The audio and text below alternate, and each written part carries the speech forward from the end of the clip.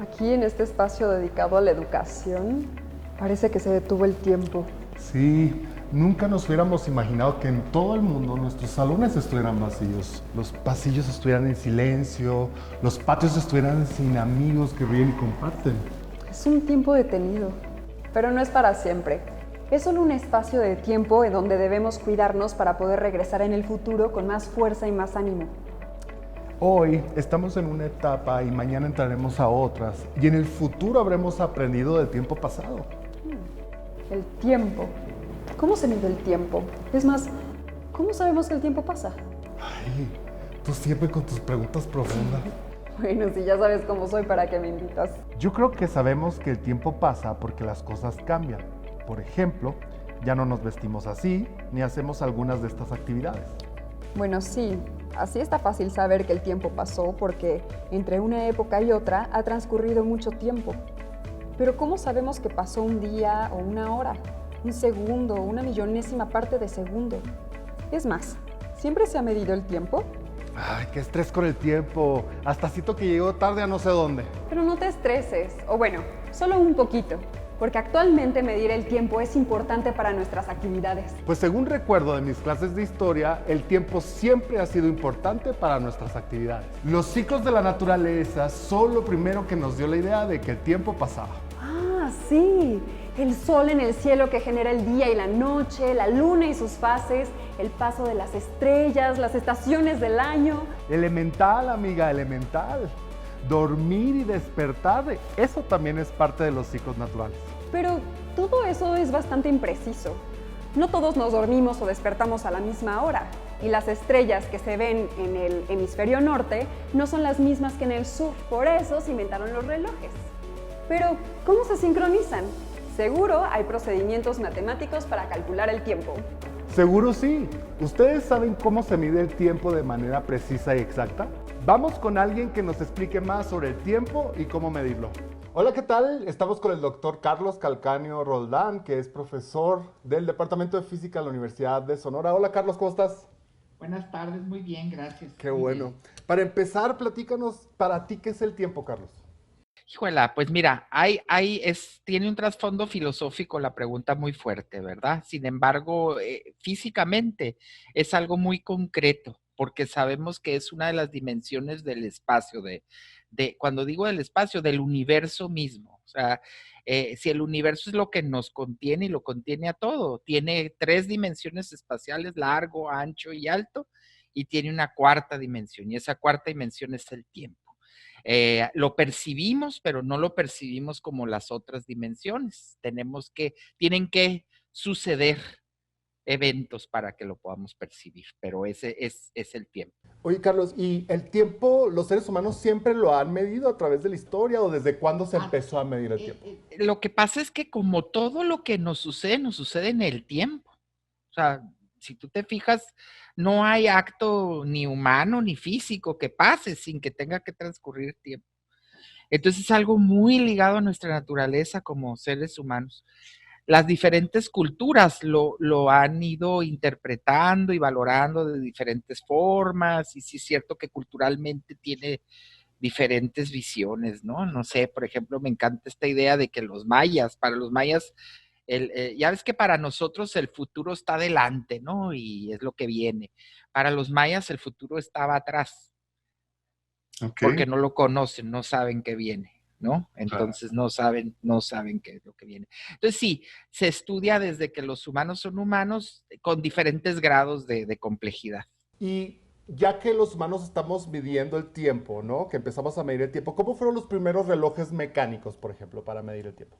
Los mecánicos eran péndulos simples, porque para medir el tiempo lo que tú quieres es algo que se repita en el tiempo, ¿no? Algún fenómeno que se esté repitiendo. Entonces, un péndulo sobre la superficie de la Tierra es un instrumento muy, muy bueno para medir el tiempo, porque es algo que tú puedes ver exactamente cuándo va a su máximo y luego cuándo regresa, ¿no? Y cuándo vuelve al mismo punto. Entonces, los primeros instrumentos mecánicos fueron péndulos. Estos se complicaron y luego empezaron a hacer cosas ya las que nos imaginamos, ¿no? Con engranes y que a final de cuentas también era energía mecánica, por ejemplo, un resorte que tú lo enrollas y que se va desembobinando de manera regular y te va dando las medidas de tiempo, de fracciones de tiempo. Claro. Oye, Carlos, y nos hablas de que, pues, obviamente en la Tierra tenemos un punto de referencia, ¿no? Para el tiempo, pero si hablamos del espacio, ¿cómo se mide el tiempo en el espacio? Sí, pues mira, la referencia va a ser algún reloj en la Tierra, ¿verdad? O sea, vamos siempre a tener una referente en la Tierra, muy probablemente en Greenwich o en París, que es donde están los centros internacionales de mediciones.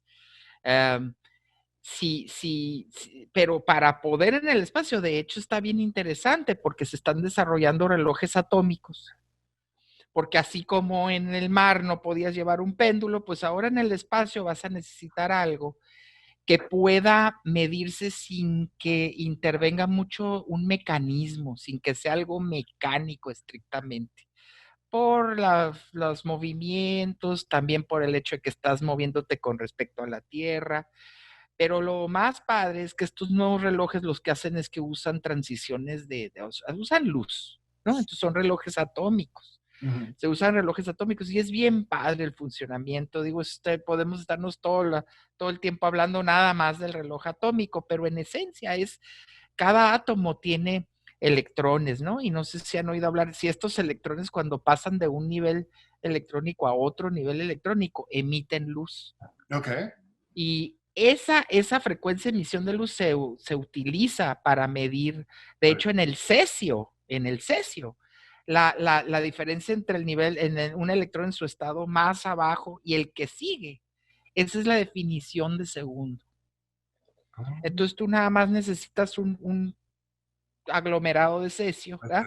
Le echas radiación para que se excite el átomo y cuando cae y emite el fotón, a ese tiempo que tardó en caer, ese es un segundo. Y eso hacen los relojes atómicos. Y entonces con relojes atómicos, ahora el reto es que aquí en la Tierra los relojes atómicos son como del tamaño de un refrigerador. Entonces el reto para mandarlos al espacio es que se tienen que convertir del tamaño de un microondas, digamos. Ya si son del tamaño de un microondas, ya te lo vas a poder llevar al espacio, pero así se van a medir. Y claro, estamos hablando del tiempo en el sentido de que mides un segundo, por ejemplo, o múltiplos de segundos. Pero la referencia, el cero, o sea, ¿dónde, con respecto a dónde? Pues va a ser la Tierra. Y entonces los días van a empezar en la Tierra. Y la noche y el día va a ser por definición, porque pues allá no va a salir el sol, ¿no? Así es. Carlos, qué interesante lo que nos platicas. Muchas gracias por tu tiempo y nosotros continuamos en Jóvenes en TV. Entonces, medir el tiempo siempre ha sido un asunto de astronomía y de matemáticas. Siempre matemáticas, amiga. Bueno, más o menos. Lo que sí es cierto es que es importante medir el tiempo de la misma manera. Si no, todo el mundo llegaría tarde como no sé quién, del que no voy a decir su nombre, pero termina en esto y empieza con en. Ya, perdóname. Solo llegué tarde una vez y eso fue solamente porque me quedé dormido, ¿eh? Mi ciclo de sueño no está sincronizado con el tuyo. Bueno, te perdono, pero me debes una cuyota. Y hablando de sincronizar tiempos, ¿sabías que la humanidad ha usado muchos calendarios? Sí, algo sabía. De hecho, yo uso el de mi teléfono celular, que hasta me da la hora exacta, pero no sé bien cómo se llama el calendario que usamos ahora, ¿tú sabes? Sí sé, pero necesito contarte un poco de historia. Muchas culturas antiguas usaban el calendario lunar, es decir, medían el tiempo con las fases de la luna. Otras usaban el sol como referencia. Por ejemplo, la sociedad del antiguo Egipto, que se dedicaba a la agricultura. Ellos necesitaban saber la fecha del año en la que crecía el río Nilo, de modo que, con base en sus observaciones astronómicas, crearon un calendario de 365 días, casi igual al que usamos nosotros, a excepción de que al nuestro, cada 4 años le añadimos un día al mes de febrero, el famoso año bisiesto. Cuando Roma se convirtió en un imperio dominante, impuso su manera de medir el tiempo, el calendario romano. Este calendario tenía ajustes de días y meses más relacionados con criterios políticos y económicos que con evidencia astronómica. Estas determinaciones trajeron consigo algunas complicaciones. Por ejemplo, fecharon el invierno en el otoño astronómico. ¿Te imaginas? Para resolverlo, el emperador Julio César mandó arreglar el problema. Se determinó que a partir de ese momento se usarían las observaciones astronómicas. Establecieron que el año empezaba en enero y no en marzo. Añadieron 2 meses, de modo que el calendario tendría 12 meses, y en esta época se agregaron los años bisiestos. Típicamente, la Pascua se conmemoraba el primer domingo después de la primera luna llena, ocurrida después del equinoccio de primavera, claro, en el hemisferio norte. El año 325, año en el que establecieron esta festividad, así era. Los eventos astronómicos coincidían a la perfección. Pasaron más de 1200 años y se dieron cuenta que ya no coincidía la Pascua con los eventos astronómicos que habían establecido como referencia. Así que para el año 1582 volvieron a organizar todas las fiestas religiosas. Cuando los científicos de la época hicieron los cálculos, descubrieron que había 10 días de desfase. En el año 325 todo era perfecto y coincidía la Pascua con los eventos astronómicos. Pero para el año 1582 ya no coincidían las fechas, ni el equinoccio, ni la luna llena. La explicación para este desfase es que según el calendario juliano, el año duraba 365.25 centésimos.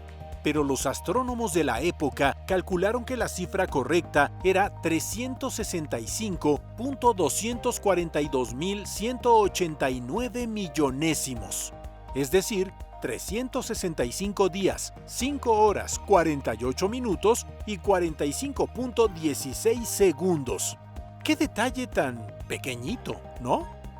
Es que ese poquito se volvió mucho con el paso del tiempo.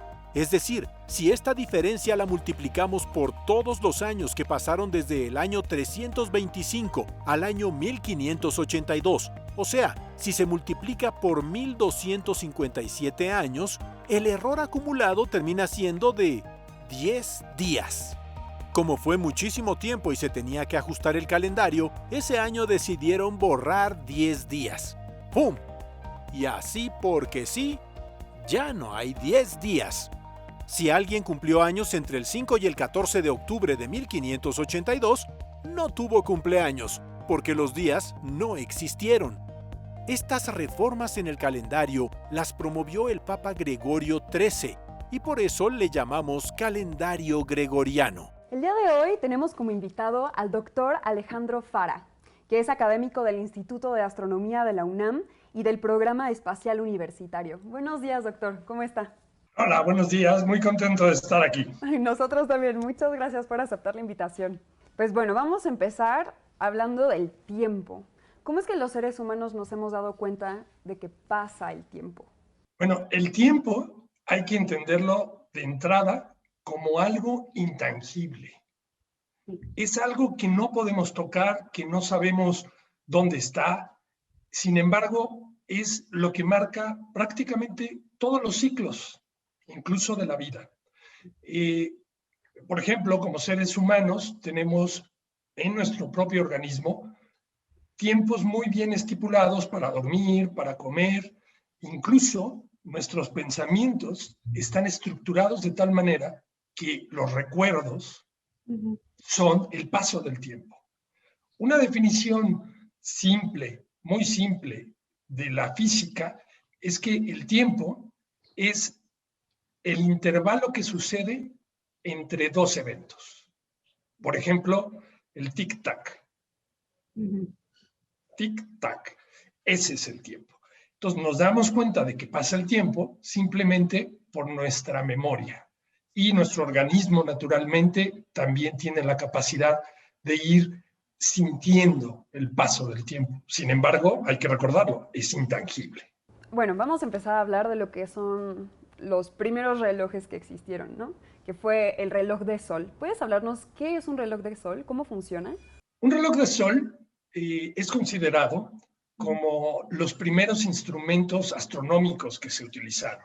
Hay que recordar que en la historia de la humanidad pues, se hizo por muchas civilizaciones astronomía, como dicen por ahí, a ojo pelón. Veían los astros y estudiaban lo que iba sucediendo con el paso del tiempo y entendían cómo se movían las estrellas respecto a la Tierra. El reloj de sol, su utilidad fue para marcar momentos durante el día gracias al sol, que es la estrella, bueno, es nuestra estrella, el centro o uno de los focos de nuestro sistema solar. ¿Y cómo se utilizan? Bueno, se dieron cuenta que si, por ejemplo, voy a poner un reloj de sol clásico, este es un relojito de sol muy sencillo, se dieron cuenta que si el sol se va moviendo, se alcanzan a ver, este es un reloj de sol clásico que tiene un gnomón, que es el palito que está por ahí, y en la carátula tiene marcadas las horas del día. Conforme el sol se va moviendo, la sombra del estilete del gnomón nos va marcando la hora del día. Esa información es muy valiosa, puesto que si uno quiere marcar la hora en que se quiere reunir, digamos, una población o alguna sociedad, pues puedes poner un estilete que cuando la sombra llegue a cierto lugar, pues todo el mundo debe estar pendiente de cuándo va a llegar. Su uso ha sido muy importante a lo largo de la historia, puesto que ha permitido desarrollar, por ejemplo, las matemáticas mismas. Un reloj de sol funciona, está la Tierra, está rotando sobre su eje, y el Sol, que es nuestra estrella, está iluminando. Entonces, conforme rota, el ángulo de incidencia de los rayos de luz del Sol, pues va cambiando. Y si tú tienes un objeto fijo, la sombra es la que se va moviendo y va marcando el transcurso del día. Pero básicamente es debido a proyecciones de luz sobre superficies. Por ejemplo, este es otro ejemplo clásico, el cual tiene las horas del día por ahí, y uno gradúa la latitud del lugar, que están por aquí, y gradúa la longitud, lo ubica hacia el norte, y el relojito va marcando las horas del día. También otro ejemplo es este, que puedes ver ahí las horas del día, y el estilete, y es una proyección de un movimiento circular a un cuadrado. Entonces las matemáticas aquí son muy importantes, la geometría. Claro. Te permite tener esas referencias. Qué increíble, pero, por ejemplo, digo, considerando que estos relojes se basaban en el sol, ¿qué tan precisos podían llegar a ser, sobre todo, por ejemplo, en un día nublado en el que no hay tanta proyección de luz, ¿no? Que pueda generar esta sombra. Hay que tener varias cosas en mente. Y aquí es donde yo siempre digo, les voy a echar a perder dos conceptos que tenemos en mente siempre. Los años no duran 365 días y los días no duran 24 horas. Es una aproximación que nosotros usamos para poder adaptar nuestro mundo moderno a los ritmos, a los tiempos que llevamos. Hay varias maneras de medir el tiempo. Una es con las estrellas, que se llama el tiempo sideral. Otra con el tiempo solar, que es la hora que marca el sol. Y, bueno, el tiempo normal que usamos todos nosotros. La hora más precisa del día, sin lugar a dudas, la marca el sol. Nuestro reloj, el de nuestro celular, de la computadora, el de mano, el de bolsillo, es una aproximación a la posición del sol en el día. Entonces yo lo diría un poco al revés. Los que usan relojes de sol en realidad están realmente viviendo la hora del día. ¡Wow! ¡Qué fuerte! Sí. Y pueden ser muy precisos, debido a que nosotros sabemos cuánto dura cada día. La variación de cada día es debido a que va girando la Tierra y de repente dependiendo dónde está en su órbita respecto al Sol, gira un poquito más rápido o un poquito más lento. Y eso hace que dure un poco menos el día o un poco más. Y como ese movimiento es muy bien conocido, uno puede obtener la hora de la proyección de la sombra y utilizar una ecuación que se llama la ecuación del tiempo, simplemente para aproximar la hora solar que estás leyendo en tu relojito con la hora de tu reloj de mano. Entonces, en resumen, la hora real del día la marca el Sol y nuestros dispositivos nos dan una aproximación a la misma. Pues muchas gracias por la entrevista, Alejandro. De verdad, creo que nos aclaró muchísimas cosas. Y hasta aquí llegó esta entrevista, pero espero que sus preguntas y su curiosidad todavía siga más para adelante. Entonces, muchas gracias. Y bueno, continuamos con el programa. Oye, Mara, pero medir los años, los meses y los días es una cosa. Pero, ¿qué pasaría si nosotros queremos medir intervalos de tiempo más pequeños? ¿Cómo que qué pasa? Ya nos dijeron que se usan los relojes. Que los uses mal y que por eso llegues tarde, eso es otra cosa. Uy, cuánto rencor hay en tu corazón. Si nomás llegué una vez tarde. A lo que me refería es que los relojes no han sido los mismos a lo largo de la historia. Como ya nos dijeron, se han usado los de sol, también hubo de agua y están los mecánicos. Pero ninguno de esos usa la tecnología que usa el reloj de mi celular o el de las computadoras, o la hora exacta que te da el internet. Es más, ¿cómo sabemos qué es la hora exacta? Se sincronizan. A ver, supongamos que yo soy un reloj y tú otro, Ok. y que damos un paso cada segundo. Bajemos las escaleras sin mirarnos y que nuestro reloj interno nos diga cuándo pasó un segundo.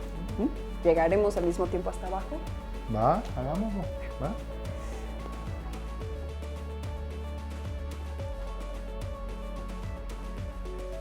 ¿Ves? Nos desfasamos por un escalón. Eso pasa con los relojes. Si la escalera fuera infinita o al menos más larga, ¿cuántos escalones nos desfasaríamos en un año? ¡Qué locura! Pero entonces, ¿cómo se atreven a decirnos la hora exacta es?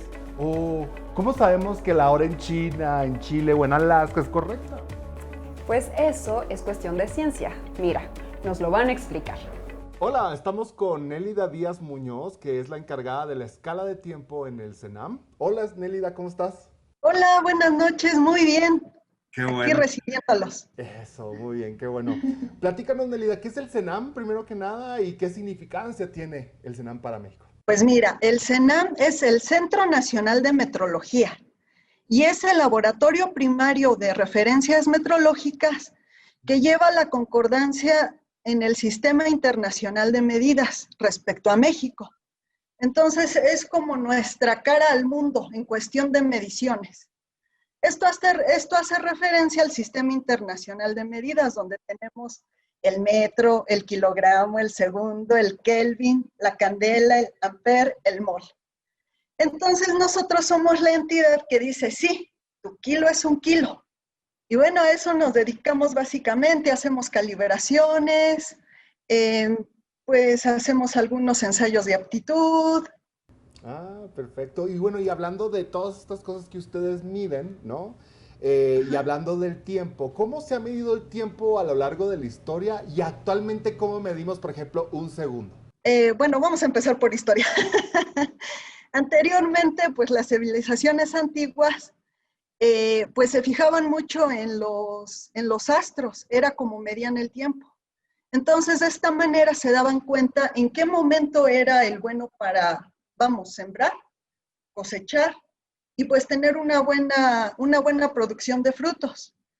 En base a esto también se generaron los relojes de sol que ponían un palito en la tierra y ya medían conforme se iba moviendo supuestamente el sol. Y bueno, posteriormente pues ya se dio más avance, donde pues la medición actual se da a través de átomos. Anteriormente se daba por medio de mediciones astronómicas que era en base a la rotación de la Tierra. Debido a que la Tierra es un oscilador muy inestable, pues fue necesario buscar otros medios para poder medir el tiempo con más exactitud. Entonces, por ahí de los años 60, se generó, más bien, en el año 49 se generó el primer reloj atómico, en el NIST, que es nuestro, digamos, compañerito de nuestro laboratorio compañero en Estados Unidos. Y bueno, estos relojes atómicos son de alta exactitud porque se atrasan 1 segundo cada 300 millones de años. Entonces, pues, ¿quién lo va a ver? Exactamente. Ay, se me atrasó mi reloj atómico, pues no. Y estos relojes atómicos son en base de la transición hiperfina del átomo de cesio 133. Entonces, digamos, la exactitud que tiene es altísima. Y bueno, ahora con la demanda que tenemos actualmente, es necesario que tengamos esa exactitud y que México pueda competir con eso internacionalmente. Ok. ¿Por qué crees que sea importante entonces que existan unidades de medida que estén sincronizadas, que el tiempo esté sincronizado y coordinado en el mundo? Pues bueno, vamos a platicar un poquito del pasado. No sé si recuerdes cuando antes hacías una llamada telefónica por teléfono así de casa y de repente escuchabas la voz de otra persona y decías, bueno, ¿con quién estoy hablando, no? Bueno, esa discordancia es por lo que es necesario en estos momentos una gran, precisión, porque si de no existir eso, el teléfono celular no funcionaría, no podrías mandar una foto, no podríamos tener esta conversación porque no hay sincronicidad de cómo suceden los eventos. Eso es lo importante. Entonces, esta sincronía quizás digas, ay, pues si llego 1 minuto tarde a la escuela no me afecta, no. Pero 1 minuto en sincronía es algo catastrófico. Y tanto económicamente, la sincronicidad entre eventos, en fin, son muchas cosas las que conlleva. Claro, y sobre todo también mucha tecnología para lograr esta exactitud, ¿no? O sea, por ejemplo, en nuestros relojes, claro. los GPS en los celulares. ¿Qué otro tipo de tecnología se utilizan para lograr esta exactitud? De hecho, es nombrado sistemas globales de navegación satelital. Y el GPS es uno de ellos, que es dependiente del gobierno de Estados Unidos. Tenemos el Beidou de China, que es lo mismo, pero es dependiendo de cada país. Tenemos el GLONASS de Rusia, tenemos el Galileo, que es de la Unión Europea, tenemos el IRNSS de India y tenemos el QZSS de Japón. Entonces, digamos que por la geopolítica, pues cada país ha tratado de llevar sus constelaciones satelitales para no depender de otro más. Qué interesante esto que nos platicas. Por última pregunta, te la tengo que preguntar. ¿Cuál es tu pasatiempo favorito? La verdad, soy muy deportista. Bien. Y bueno, ahí conlleva mucho la medición del tiempo, porque cuando vas en un maratón, por ejemplo, ay, ¿cuántos minutos me faltan por llegar? Voy en tal kilómetro y apenas llevo tal minuto, en fin. Sí. Entonces va muy relacionado. La exactitud en el tiempo es muy importante. Y bueno, se nos acaba el tiempo, Nélida, pero muchas gracias por esta conversación y nosotros continuamos en Jóvenes en TV. Tantos siglos, tantos mundos, tanto espacio y coincidir. Ya te pusiste romántico. Es que la sincronización de relojes atómicos puede ser una cosa romántica, ¿no crees? No, bueno, un poquito, pero lo que de verdad me parece romántico es la dedicación de los científicos para hacer tantos cálculos. Se me hace complicado y fascinante. El tiempo. ¿Se podrá viajar al pasado, al futuro? ¿Te gustaría estar en la época virreinal y ver a muchos de estos artistas produciendo su obra? Viajes en el tiempo. ¿Y ahora quién es la romántica? Yo creo que los viajes en el tiempo son tema de otro día. ¿Ustedes qué opinan sobre el tiempo? Además de estudiar, ¿tienen un pasatiempo? ¿En el lugar en el que viven tienen ciclos para hacer alguna actividad? Cuéntanos en Twitter. No olvides poner #elemental a tu publicación. Pero no te vayas. En nuestro siguiente segmento hablaremos del tiempo que dedicamos a dormir. Dormir bien para una vida saludable. Nos vemos más pronto que tarde. Adiós.